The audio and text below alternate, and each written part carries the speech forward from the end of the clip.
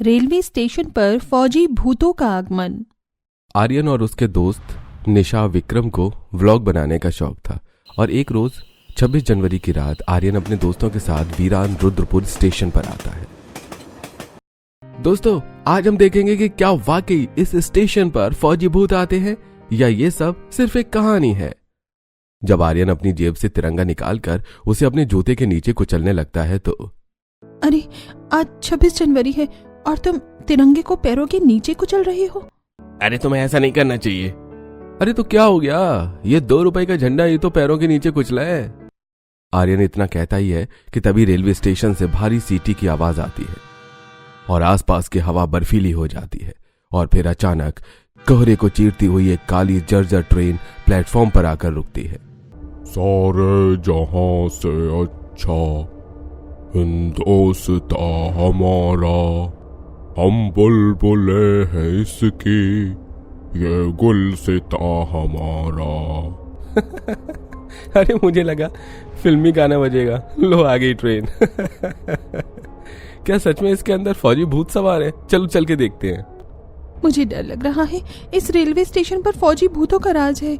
अब तीनों दोस्त उस ट्रेन के अंदर आते हैं। अरे लो, तुम सब फालतू में ही डर रहे थे। अरे कोई फौजी भूत नहीं है इस ट्रेन में। आर्यन इतना बोलता ही है कि तभी वो ट्रेन तेजी से चलनी शुरू हो जाती है और चारों तरफ से जले कटे फौजी निकलकर बाहर आने लगते हैं। जनगणमन अधिनायक जय हे भारत भाग्य विधाता। पंजाब सिंध गुजरात मराठा द्राविड़ उत्कल बंग, विंध्य हिमाचल यमुना गंगा उच्छल जलति तरंगा। अब राष्ट्रीय गान सुनकर निशा और विक्रम स्टेट खड़े होकर मौन हो जाते हैं और वहीं आर्यन अच्छा मजाक है, मेरी तरह तुम भी ब्लॉग बनाते हो क्या? मुझे अपने भूतिया चेहरे से तुम डरा नहीं सकते। और बस करो, ये राष्ट्रीय गान गाना है तो कुछ हिप हॉप गाओ। ये सुनकर फौजी भूतों का खून खौल उठता है और वो आर्यन की गर्दन पकड़कर चलती ट्रेन से बाहर की ओर करते हैं। तेरी इतनी जुर्रत कि तो राष्ट्रीय गान का मजाक बनाए। अब आर्यन का पसीना छूटने लगता है। अरे छोड़ो मुझे, कौन हो तुम? फौजी भूत हैं हम, वो फौजी भूत जो मरने के बाद भी अपने दिल में देशभक्ति को जिंदा रखे बैठे हैं। दूसरी तरफ विक्रम और निशा थर थर कांप रहे होते हैं और उनके सामने वो फौजी आर्यन को गोलियों से भून देते हैं और उसके मुंह पर वो तिरंगा रखकर वहां से गायब हो जाते हैं। वहीं निशा विक्रम जो ट्रेन के अंदर थे वो अपने आप प्लेटफॉर्म पर आकर खड़े हो जाते हैं और ट्रेन वहां से गायब हो जाती है। देखा, मैंने बोला था ना, 26 जनवरी को यहाँ फौजी भूतों की ट्रेन आती है। हाँ, भगवान का शुक्र है कि हम देश विद्रोही नहीं है, वरना आज हम भी मौत के घाट उतर जाते। अब रेलवे स्टेशन के आसपास रहने वाले लोग आर्यन को पुलिस के हवाले कर देते हैं। इसी तरह कुछ साल गुजरते हैं और एक फैमिली 26 जनवरी को अपने बच्चों को लेकर वीरान रुद्रपुर रेलवे स्टेशन पर आती है। मम्मी, ट्रेन कब आएगी? पापा बोलो ना, ट्रेन कब आएगी? अरे चुप करो, तुम लोगों के चक्कर में तो पता नहीं कौन से रेलवे स्टेशन पर आकर बैठ गया हूँ। अरे तो 26 जनवरी पर क्या जरूरत थी इन्हें बाहर निकालने की? सारा रास्ता बंद था। अरे मैं तो खुद 26 जनवरी को नापसंद करता हूँ। राजेश इतना बोलता ही है कि तभी उस वीरान पटरी पर पुरानी ट्रेन आकर लगती है। लो, ट्रेन आ गई, चलो चलते हैं। अब अंजू राजेश अपने बच्चों को लेकर ट्रेन में आती है, जहाँ ट्रेन में जवाहरलाल नेहरू, महात्मा गांधी, सुभाष चंद्र बोस, सरदार वल्लभ भाई पटेल की तस्वीरें चिपकी होती हैं। ये ट्रेन पैसेंजरों की है या फौजियों की? मम्मी पापा, ये लोग कौन है? हाँ पापा बताओ ना। अरे सब फालतू के लोग हैं, आओ बैठो, वैसे भी बहुत लेट हो रहा है। वहीं अंजू ट्रेन की सीट पर बैठकर ट्रेन पर चिपकी ऐतिहासिक लोगों की फोटो नोचकर बैग से कचौड़ियां लेकर उस पर रखकर खाने लगती है। अरे ये सही किया तुमने। ये पोस्टर किसी काम तो आए। राजेश ऐसा कहता ही है कि तभी उस ट्रेन की लाइट्स ऑन ऑफ होने लगती हैं। ट्रेन का मेन दरवाजा तेजी से खुलने और बंद होने लगते हैं। अजी, ये क्या हो रहा है ट्रेन में? अब धीरे धीरे ट्रेन में चारों तरफ से भयानक फौजी भूत घुसने लगते हैं। मम्मी भूत, मम्मी मुझे डर लग रहा है।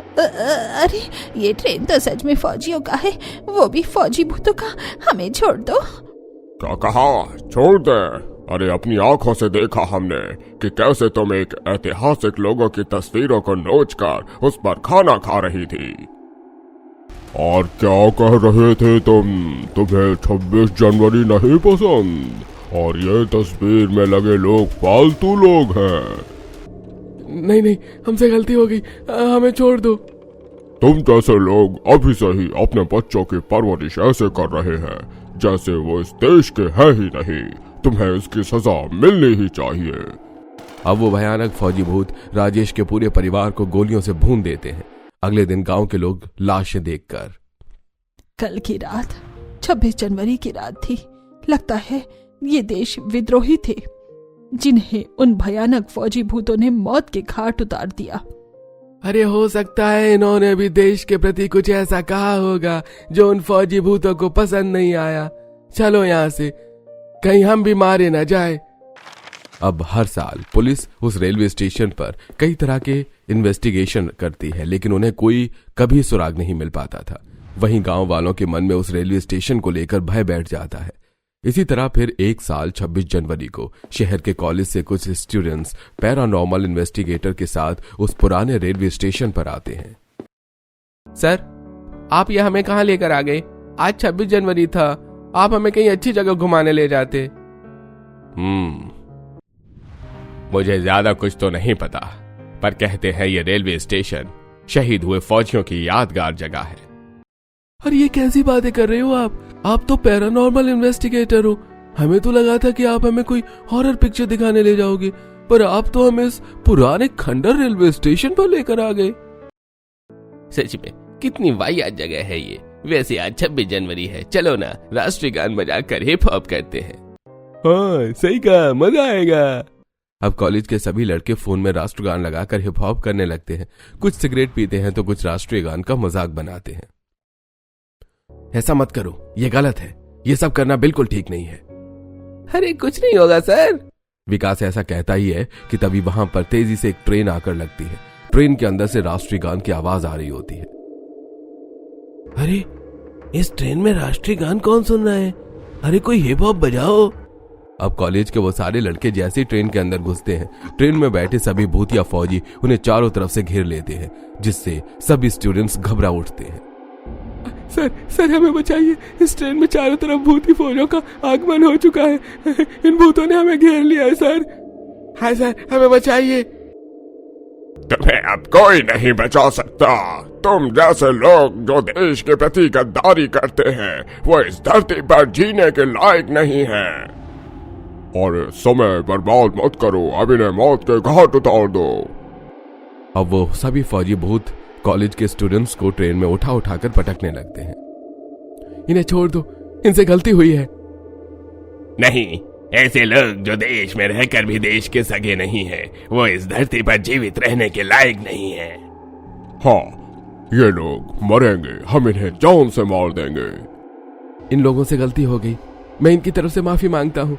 ये इंसान होकर भी देश की रक्षा नहीं कर पा रहे हैं और आप भयानक भूत होने के बाद भी अपने अंदर देशभक्ति को बरकरार रखकर बैठे हैं। अब ये सुनकर कॉलेज के सभी स्टूडेंट्स हाथ जोड़कर, हमसे गलती हो गई, हमें माफ कर दीजिए, हमें खुद पर शर्म आ रही है। हम जिंदा होकर भी अपने देश का मजाक बना रहे हैं, अपने राष्ट्रगान पर हंस रहे हैं, और आप सभी फौजी जो मरने के बाद भी देशभक्त बने हुए हैं। हमें एक आखिरी मौका, बस एक आखिरी मौका दे दीजिए। मैं आप लोगों का इतिहास जानता हूँ।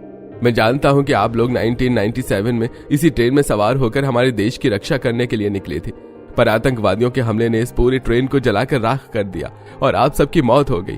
पर अब समय आ गया है कि आप अपनी दुनिया में लौट जाएं। नहीं, कभी नहीं। हम मरने के बाद भी अपने देश की रक्षा करेंगे। नहीं, आप लोगों को मुक्त होना ही पड़ेगा। उसके बाद मैं इस रेलवे स्टेशन को हिस्टोरिकल प्लेस बना दूंगा और मैं यहाँ आप सबकी मूर्तियां स्थापित करूंगा, जिसे देखकर लोग प्रेरित होंगे। मैं चाहता हूँ लोग आपको देखकर आपकी तरह बनना चाहें, लेकिन अगर आप ऐसे ही लोगों को मौत के घाट उतारते रहे तो उनके मन में आप जैसे महान फौजियों के प्रति डर बैठ जाएगा। अब पैरानॉर्मल इन्वेस्टिगेटर उन सभी फौजियों को हमेशा हमेशा के लिए मुक्त कर देता है, जिसके बाद उस रेलवे स्टेशन को सरकारी कर्मचारियों द्वारा सजाया जाता है और वहां सभी महान फौजियों की मूर्ति स्थापित की जाती है, जिसके बाद हर 26 जनवरी को वहां पर रिपब्लिक डे सेलिब्रेट किया जाता है, जिससे लोगों के अंदर का डर हमेशा हमेशा के लिए खत्म हो जाता है।